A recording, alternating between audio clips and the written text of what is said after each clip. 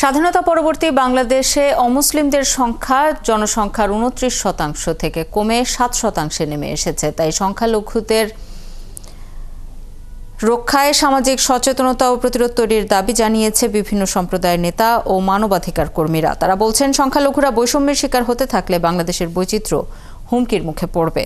মঙ্গলবার রাজধানী সিরডাপ মিলনায়তনে এক আলোচনা সভায় এসব কথা বলেন তারা।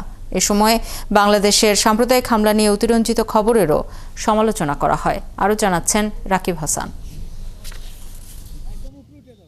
কখনো মন্দিরে, কখনো পাহাড়ে, কখনো শহরে, কখনো গ্রামে সংখ্যালঘু সম্প্রদায়ের ওপর হামলার ঘটনাগুলো যেন একই বৃত্তে ঘুরপাক খাচ্ছে। দৃশ্যমান শাস্তির অভাব আর পারিবারিক ভুল অনুশাসন বৈষম্য তৈরি করছে স্কুল পর্যায় থেকে।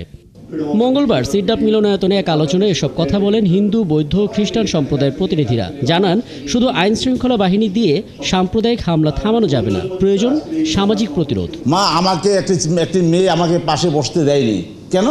তুমি একটা বিশেষ ধর্মের লোক। তাহলে এই শিক্ষাটা কোথায় পেয়েছে? পরিবার থেকে।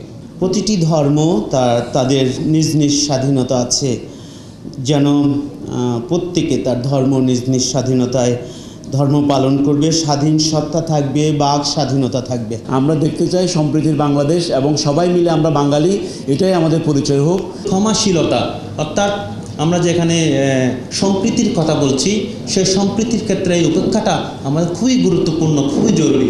তবে দেশে সাম্প্রদায়িক হামলার জন্য ধর্মীয় কারণের চাইতেও রাজনৈতিক ও ব্যক্তিগত স্বার্থ বেশি দায়ী বলে মনে করেন ইসলামিক ফাউন্ডেশনের পরিচালক। রাজনীতিতে ধর্মকে ব্যবহারের ফলে শুধু মন্দির নয়, মাজারও ভাঙচুর করা হচ্ছে। আমরা কি দেখলাম মুসলিম ভাইয়েরা আমাদের মন্দিরগুলো পাহারা দিয়েছে, তো সেক্ষেত্রে এই ধরনের ঘটনা ঘটছে। কিন্তু আমাদের মুসলিমরা তো মাজারও ভাঙতেছে, মাজার ভেঙে, সে কিন্তু হিন্দু ধর্ম না, এইখানে গোষ্ঠীর স্বার্থ এখানে কাজ করে। আজকে বললো যে হিন্দুর সংখ্যা কমতে কমতে কোথায় আসছে, এর পেছনে যদি আমরা একটু ভালো করে পর্যালোচনা